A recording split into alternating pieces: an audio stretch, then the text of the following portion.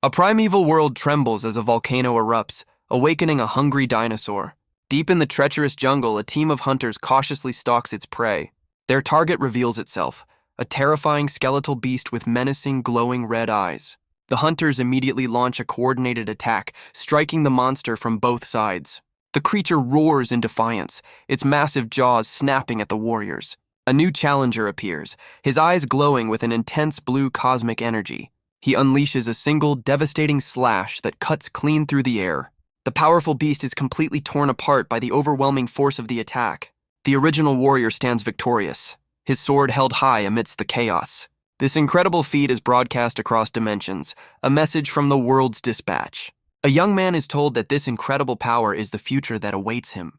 He is completely captivated by the recruitment message, his eyes sparkling with hope.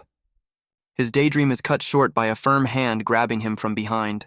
He's violently snapped back to reality by his boss, who scolds him for slacking off. The young man bows apologetically as the old man complains about his generation's fantasies. Ordered to clear the overgrowth, he scrambles to get back to his menial labor. He panics, realizing he's already been caught goofing off on his first day. The desperate fear of being fired yet again fuels his determination. He unleashes a shockingly powerful slash, mirroring the hero from the broadcast. The sudden, impossible feat leaves his boss completely stunned and confused. He moves with blinding speed, his simple tool carving through the thicket like a master's blade.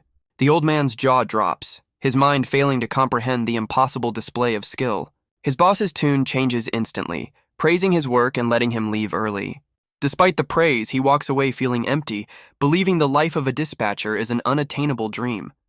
The story shifts, revealing a desolate Earth, a world stripped of all its life and energy. Humanity's only hope came from a mysterious entity, offering a chance to escape to other worlds.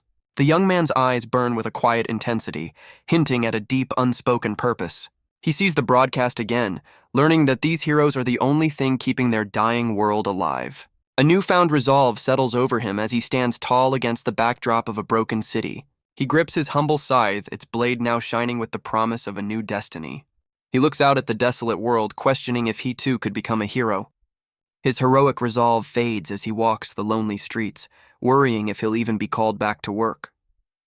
He arrives at a crowded office, sighing at the long line of desperate people. Undeterred, he squeezes through the throng, eager to reach the front desk. An official confirms his identity, Chansu, as he presents his card.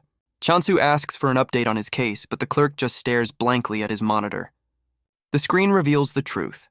His funds for the family search have run out. The clerk informs him that their services aren't free, shattering Chansu's hopes. He's coldly dismissed and told to return only when he can pay, then brushed aside for the next person. As he begs for any scrap of information, a larger man violently shoves him out of the way. The crowd's taunts fade as he walks away, utterly defeated by their lack of empathy. He returns to his empty apartment, the weight of the day heavy on his shoulders. His mind drifts back to a simpler time, to a cherished memory of his childhood. He remembers his father, a powerful and celebrated top-ranked returner. But as the world's crisis deepened, his father was called away on another dangerous mission. Young Chansu held on to the happy memories, unaware of the tragedy to come. His father was dispatched to save the world, but he never returned home. Soon after, his mother comforted him with a solemn promise. She vowed to find his father and asked him to wait, a promise she would never keep. Left behind by everyone he loved, Chansu was forced to face the world completely alone. He sadly realizes that with time, even the faces of his parents have become faded memories. His dark apartment is suddenly flooded with a blinding, inexplicable light. Startled and confused, he peeks out from his room to see what's causing the disturbance. A massive shockwave of golden light tears through the desolate cityscape. The sheer force of the blast hurls him violently across his apartment. His head collides hard with the wall, the impact knocking him senseless. He collapses onto the floor, completely overwhelmed by the sudden violence of the event. Lying dazed on the floor, he slowly begins to regain his bearings. Clutching his splitting head, he sits up and tries to make sense of the chaotic event. A disaster alert on his phone explains the chaos, a returner's re-entry, followed by the bombshell news of their retirement. He reads a message from the retired hero, who confesses to failing his mission and losing his comrades. The news confirms the S-Class returner is officially retiring, too injured to ever fight again. The hero's final plea to protect Earth resonates deeply with Chansu, stirring something within him. Grim headlines flash across the screen, questioning if Earth can survive with its protectors disappearing. Chansu sits in the darkness, the weight of another hero's failure settling heavily upon him. A sudden knock at the door breaks his somber mood, making him wonder who would visit so late. He cautiously approaches the entrance, certain that no one should be looking for him. An impeccably dressed rabbit with a cheerful grin calls out his name from the hallway. Chansu peeks through the doorway, his eyes widening at the bizarre sight before him. Opening the door, he dismisses it as a prank, only for the strange creature to greet him by name. The strange creature's voice echoes in his head, calling his name with an unnerving familiarity. The shock sends him stumbling backward, completely caught off guard by the bizarre visitor. He stares in utter disbelief, his mind struggling to accept the reality of a talking rabbit. The rabbit simply smiles, promising that it has arrived with very good news for him. It presents an official-looking document, formally congratulating him on becoming a dispatcher. Chansu dismisses the announcement as impossible, still reeling from the absurdity of the situation. The creature patiently waits for him to process the information, understanding his confusion. To prove its legitimacy, the rabbit presents a business card from the World Dispatch Support Center. Suddenly, they're transported to a majestic hall as the rabbit questions him about his special talents. Chansu can only think of his menial job, admitting he has no skills beyond simple gardening. The rabbit is utterly flabbergasted, questioning how Chansu could be unaware of his own potential. It quickly composes itself, cheerfully brushing off his lack of skills as part of a bigger plan. The creature reassures him that his selection as a dispatcher is no mistake, and Chansu humbly accepts the encouragement. A surge of determination fills him as he realizes this is the opportunity he's been waiting for. The rabbit gestures them forward, and Chansu's eyes gleam with newfound resolve. They arrive before a colossal, glowing door, leaving Chansu completely awestruck by its grandeur. He grabs the handle, convinced his destiny lies just beyond this magnificent gateway. But despite his best efforts, the massive door refuses to budge, leaving him straining in confusion. The rabbit watches his struggle with a knowing look, revealing he's pushing on the wrong door. Chansu stares in disbelief as the rabbit points to a comically small pet door, calling it the true entrance. Chansu argues that he can't possibly fit through the tiny door, but the rabbit cheekily points out that it fits perfectly. Frustrated by the absurdity of it all, Chansu decides he's had enough and turns to leave. The rabbit's voice halts him, questioning his decision to walk away from this chance. It reminds him of his history of failures, asking if he can truly afford to waste this rare opportunity. The creature clarifies it's not mocking him, but merely echoing his own desperate thoughts. It expresses pity that he would throw away an offer that was so difficult to obtain, leaving Chansu to reconsider. With his pride swallowed, Chansu gets down on all fours, ready to crawl through the humiliatingly small entrance. He questions his own actions, feeling a profound sense of despair and confusion over his current predicament. The rabbit, already on the other side, impatiently urges him to hurry through the glowing portal. Pushing past his doubt, he crawls forward, his expression a mix of desperation and determination. Chansu finds himself in a mundane office, far from the fantasy world he imagined. The rabbit reveals it has a specific world in mind, one perfectly suited for Chansu's potential. It enthusiastically presents his first mission, a block-type territory capture event. Chansu's shocked reaction makes the rabbit think he's heard of this dangerous assignment. He awkwardly admits his ignorance, earning an annoyed glare from the creature for his fake surprise.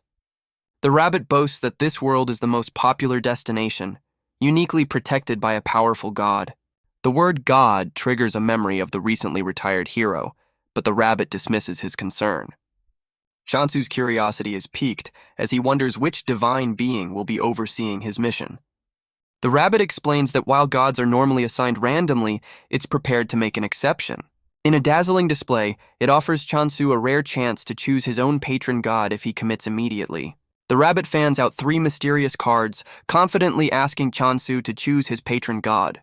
Chansu panics, admitting to himself that he has no idea which choice is the right one. The creature leans in, reminding him that an opportunity this rare is not to be taken lightly. He reflects on his past, realizing he can't afford to let another major chance slip through his fingers. Frustrated with his own hesitation, he steels his resolve to finally make a choice. He impulsively snatches a card, making a split-second decision that will define his future. A wave of instant regret washes over him as he nervously holds his chosen card. The card erupts with a terrifying purple energy, summoning skeletal figures that swirl around him. It reveals its ominous title, the God of Negation, marked with a foreboding skull symbol. As Chansu collapses in shock, the rabbit nonchalantly dismisses the dramatic display as just for show. Chansu trembles in fear, questioning what kind of god has such a horrifying introduction. He laments his choice, believing the God of Negation sounds absolutely terrible. He timidly asks for a do-over, and to his surprise, the rabbit casually agrees. With renewed determination, he prepares to draw again, certain he'll make the right choice this time. He flips the card only to find the exact same God of Negation, his hopes instantly crushed. Chansu throws the card down in frustration, accusing the rabbit of running a scam. The rabbit's demeanor shifts, coldly stating that the cards are not the problem. Intimidated by the creature's sudden intensity, Chansu nervously tries to take back his accusation. The rabbit fans the cards one last time, warning him that this is his final chance to choose. Overwhelmed with dread, he reaches out, praying for any outcome other than the God of Negation. His heart pounds as he desperately prays for a different outcome. A brilliant green light erupts, revealing a completely new card amidst a swirl of petals. He stares in euphoric disbelief, clutching the card that has finally broken his streak of bad luck. The card reveals the Goddess of Abundance, but notes its effects are almost non-existent. Despite its weakness, the card is revealed to be super rare, with impossibly low odds of being drawn. He immediately daydreams about the beautiful goddess, earning a disgusted look from the rabbit. The creature surprisingly offers him yet another chance to draw, breaking its own rule. Chansu questions the sudden change of heart and asks about the consequences of keeping his current card. The rabbit informs him that choosing the goddess means he must depart for his mission right now. It tempts him with the ultimate prize, a chance to become a legendary returner. The rabbit paints a glorious future where Chansu is admired by all, even hailed as a savior. It urges him to consider the offer carefully, promising a life beyond his wildest dreams. A single tear escapes his eye as the gravity of the choice finally settles in. He reflects on his dead-end job, knowing that inaction will keep him trapped forever. Gazing at his reflection in the city window, he resolves that it's time to make a definitive decision. A brilliant green light confirms his choice, summoning the Goddess of Abundance in a shower of petals. The divine being materializes before him, her face mysteriously veiled in shadow. Back in the office, his chosen card begins to glow with an intense, holy light. He stares in stunned disbelief, processing the fact that he just saw his patron goddess. A confident grin spreads across his face, convinced that with her by his side, he is unstoppable. Filled with newfound purpose, Chansu eagerly asks for his first assignment. The rabbit reveals their destination, a swirling, ominous purple portal. Before he can react, the creature begins dragging him towards the vortex against his will. He points nervously at the menacing portal, questioning if it's safe to enter. The rabbit tries to convince him the terrifying black hole is beautiful, but Chansu sees it for the danger it is. Despite his terror, he steels himself, vowing that he will not run away from this chance. With a determined look, he resolves to prove his worth and succeed no matter what. His moment of bravery is cut short as the rabbit shoves him violently into the swirling abyss. Tumbling through the void, he curses the creature, who calmly wishes him well from the other side. The rabbit turns away, revealing that its hands are tied as direct intervention is strictly forbidden. An unseen entity scolds the rabbit, reminding it that Chansu was a critical asset they could not afford to lose. The rabbit reaffirms its commitment as a mysterious loading screen appears before the tumbling Chansu. He finds a glowing tablet in his hands, its screen displaying the strange progress bar. A system tip reveals a shocking truth. The percentage on the god cards represented their influence, not rarity. The horrifying realization hits him. He chose a goddess with almost zero influence. His panicked thoughts are cut short as he crash lands in a desolate, unfamiliar world. He clutches his head in frustration, furious that this critical information was withheld until it was too late. Looking around, he finds himself completely alone amidst the crumbling ruins of a forgotten civilization. The sheer hopelessness of his situation forces a broken, desperate laugh from his lips. He breaks down completely, overwhelmed by the certainty that he is utterly doomed. He sarcastically surveys the desolate ruins, wondering where the abundance is in the Goddess of Abundance's domain. A system window appears, welcoming him to the blocky land-grabbing world and assigning him a comically bugged-out title. The typo in his title only confirms his fears that his goddess's faction is laughably insignificant. Shaking off his despair, he resolves to explore the ruins and hopefully find his useless patron deity. His search is cut short as a glint of metal on the ground suddenly catches his attention. He discovers a simple sickle lying abandoned in the dirt, a tool he knows all too well. Picking it up, he feels a strange sense of comfort, questioning why his old gardening tool would be here. His moment of reflection is shattered by a terrifying presence appearing behind him, its dark energy radiating malice. A shadowy monster with glowing eyes emerges from the purple aura, confirming his worst fears. Clutching the sickle, he steels himself for a fight, refusing to let his journey end before it has even begun. He instinctively unleashes a powerful slash with his sickle, a move he recognizes from the hero's broadcast. The ominous purple energy fades, revealing the true form of his opponent and leaving him utterly baffled. His terrifying foe turns out to be a tiny, trembling hamster, crying in fear. Chansu lowers his weapon, realizing the creature is completely non-hostile and poses no threat. A sinister thought crosses his mind as his eyes glow, wondering if capturing this monster might yield a reward. The hamster panics at his sudden change in demeanor, waving its tiny paws in desperation. He quickly dismisses the idea, deciding the creature is too cute and harmless to bother with. As he turns to walk away, the hamster drops to the ground, seemingly questioning his departure. The tiny creature scurries a short distance ahead and looks back, squeaking as if trying to get his attention. A look of realization dawns on his face as he understands the hamster wants him to follow it. Chansu sprints through the ruins, desperately trying to keep up with the surprisingly fast hamster. He struggles to catch his breath, shocked by the tiny creature's incredible speed and stamina. The hamster finally stops, squeaking excitedly as it points him towards an unexpected sight. It has led him to a pristine waterfall, a rare oasis of life in this barren world. He gratefully kneels and drinks the cool water, quenching a thirst he didn't realize he had. Feeling instantly refreshed, he smiles with relief as the hamster celebrates its successful guidance. He sits down to rest, pondering how such a small creature survives in this desolate environment. Hoping for a miracle, he asks the tiny animal if it knows the whereabouts of his patron goddess. His hope fades as he realizes the absurdity of trying to communicate with a simple animal. But the creature becomes animated again, flapping its paws insistently and urging him to follow once more. He decides to trust the tiny creature, following it across the sun-drenched landscape. The hamster leads him to a clearing where a colossal golden-leafed tree stands before him. He's impressed by its size but notes that the magnificent tree appears to be completely dried up. Reaching out, he touches the withered bark, reminded of the dying nature back on his own world. His foot accidentally crushes something on the ground, revealing a strange, human-shaped ginseng root. The hamster erupts in a panic, its body crackling with a familiar purple energy. He quickly apologizes to the distraught creature, who is now desperately clinging to the damaged root. A system tip suddenly appears, informing him he's discovered the deity of the area, leaving him utterly confused. The hamster tugs insistently at his leg, its expression shifting from panic to pure annoyance. He picks up the squirming creature, completely misinterpreting its urgency as a desire to play. The hamster squirms and squeals in his hand, trying desperately to communicate its panic. Its tiny body crackles with purple energy as it glares at him with pure, unadulterated rage. The creature suddenly goes limp in his palm, leaving Chansu staring in horrified confusion. He stumbles back as a terrible realization begins to connect in his mind. His eyes dart to the crushed ginseng root, finally understanding it's the deity he's been searching for. He falls into despair, refusing to believe the glorious goddess of abundance is just a shriveled-up weed. A faint green light begins to emanate from the ginseng, adding a layer of bizarre reality to his nightmare. His mind flashes back to the ethereal goddess he saw, a stark contrast to the pathetic root at his feet. A system window pops up with a shocking disclaimer, warning that the goddess's appearance may differ from the advertisement.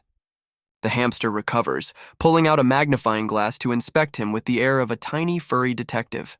He collapses to his knees, realizing the percentages and land grabbing were all critical clues he completely missed.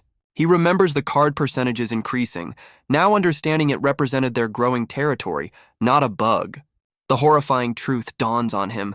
The constantly appearing god of negation was actually the best possible choice. He theorizes that as the goddess's territory shrank, she was reduced to this pathetic, shriveled form. A system window confirms his fears, showing the goddess of abundance's influence is a laughably small fraction of a percent. He wonders why the goddess isn't waking up, while the hamster continues to cry in distress. A wave of pure terror washes over him as he considers the possibility that he just finished off his own patron deity. Desperate to undo the damage, he decides to try reviving the dried-up root with some water. He carefully pours the contents of his flask over the limp form of the ginseng goddess. To his astonishment, the root begins to glow with a vibrant green light, showing signs of recovery. The water seems to have a strange effect, as the goddess's inner monologue reveals she's being overwhelmed. Her tiny ginseng face twists in agony, completely flooded by Chansu's well-intentioned rescue attempt. To his immense relief, the goddess finally stands up, prompting a celebratory squeak from the hamster. He wastes no time, bowing respectfully and introducing himself as her new apostle. A nervous sweat forms on his brow as he internally accepts that this pathetic root is his main deity. The goddess wobbles unsteadily on her tiny legs, clearly too weak to even move properly. Chansu clutches his head in frustration, completely lost on what to do with such a helpless patron. A system tip appears, revealing he has skills, including a blessing of abundance that makes crops flourish. He discovers another skill with the same name, but its description is a single, confusing word: behead. The violent meaning of the word dawns on him, leaving him horrified by his goddess's brutal blessing. He imagines a guillotine, horrified that his goddess's idea of abundance involves violent revolution. He cautiously asks his patron deity if the behead skill is as literal as it sounds. The tiny goddess just stares back, completely unhelpful and seemingly confused by his question. Chansu desperately seeks confirmation, hoping he's not being ordered to commit heinous acts. To his dismay, the ginseng deity crosses its arms and gives a smug, affirmative nod. He tries to justify the skill, pondering if butchering animals falls under the umbrella of agriculture. His train of thought is interrupted by the happy little hamster dancing nearby. As the creature continues its joyful jig, a sinister idea begins to take root in Chansu's mind. His eyes darken as he grips his sickle, questioning if the hamster counts as a useful animal to be harvested. The oblivious hamster looks up at him with a curious squeak, unaware of his grim contemplation. He apologizes in advance, his face shadowed with grim determination. He raises the sickle to strike the hamster, fully embracing his dark role as an apostle. The tiny creature leaps away in a panic, desperately trying to escape its fate. But the ginseng goddess suddenly springs into action, moving with unexpected speed.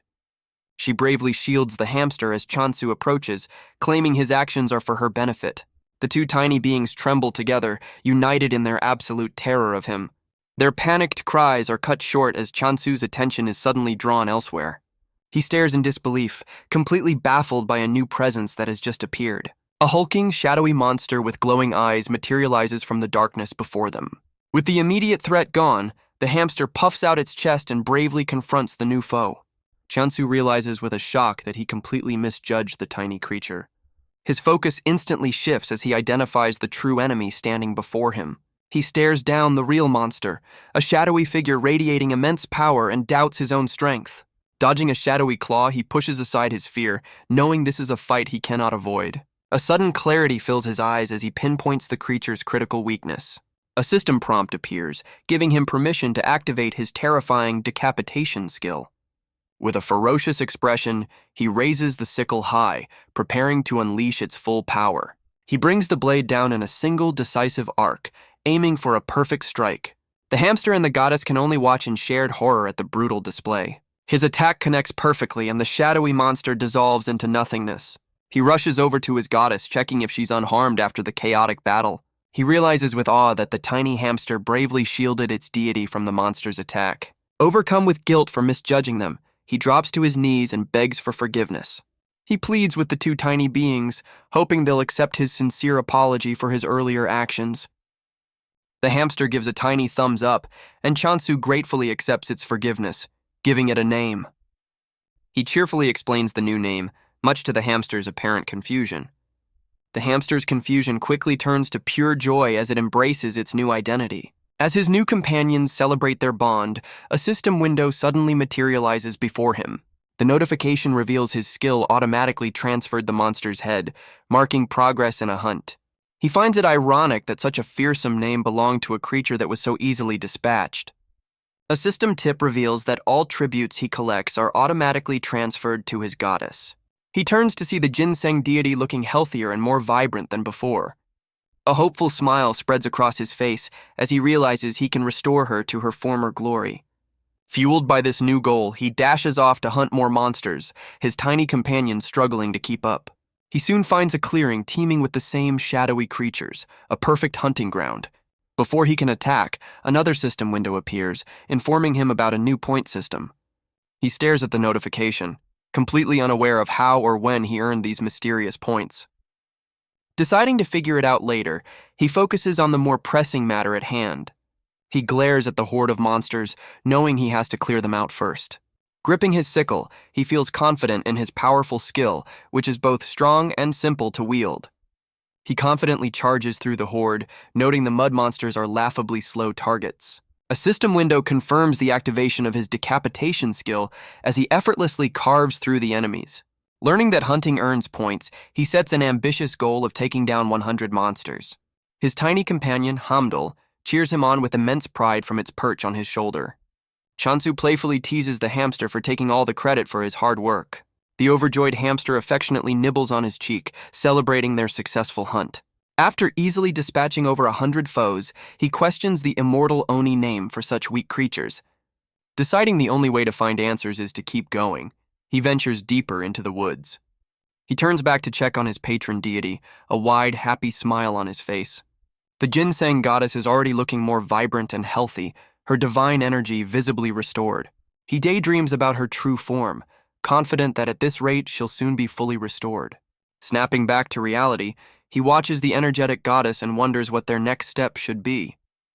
They return to the colossal golden tree, which seems to be the center of her diminished territory.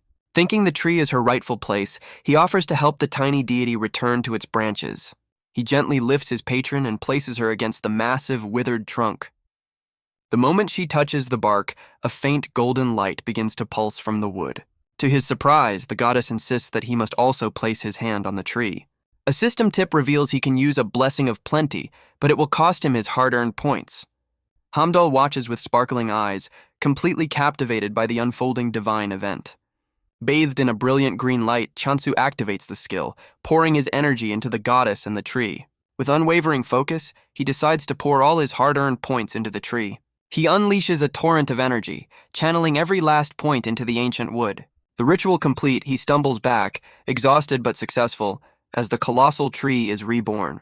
He looks up in utter astonishment, his eyes wide at the miraculous sight before him. Hanging from the branches is a perfect, glistening red apple, the first fruit of their labor. He struggles to hold the impossibly large fruit, shocked by its sheer size and weight. Resisting the urge to eat it immediately, he decides on a more important course of action. He kneels respectfully, dedicating the very first harvest to his patron goddess. The tiny deity joyfully embraces the offering, which is nearly as large as she is. He watches her with a fond smile, hoping for her restoration, but admitting her current form is quite charming. He watches in confusion as the tiny goddess somehow embraces the massive apple. The fruit begins to dissolve, its essence flowing directly into her tiny form. Chansu is completely baffled, wondering how she can absorb something so much larger than herself. Deciding it's best to stay on her good side, he quickly climbs the tree to gather more fruit.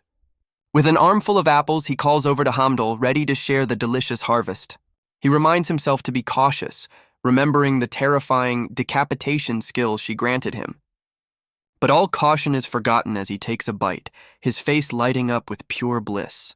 He's completely blown away by the incredible taste, devouring the fruit with gusto. The goddess watches from a distance as her apostle sits in a daze, overwhelmed by the feast. Her expression shifts to one of concern, wondering what's happening to her new follower. She reflects on his incredible feats, having hunted monsters and revived a colossal tree in just one day. Her shock deepens as she sees him completely overwhelmed by the simple act of eating an apple.